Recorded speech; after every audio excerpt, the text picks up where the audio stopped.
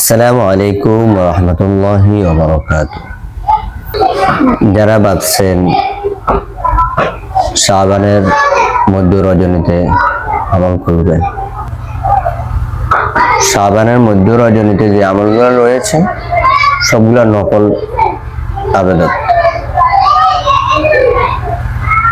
যারা নকল আবাদত গুলো করবেন সহজে করতে পারেন।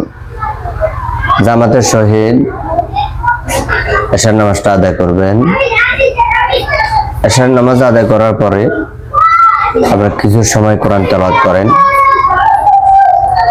কিছু সময় আপনি নামাজের মধ্যে কাটান,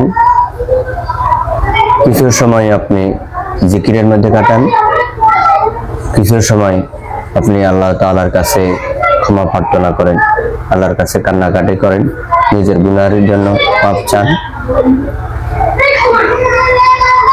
যতক্ষণ সময় আপনার শরীরে কাটে ততক্ষণ সময় আপনি ইবাদত করতে পারেন। এরপর আপনি ঘুমিয়ে যান। জামাতের সহিত আপনি ফজরের নামাজটা আদায় করেন। ইনশাআল্লাহ এশার নামাজ যদি আপনি জামাতের সহিত আদায় করতে পারেন,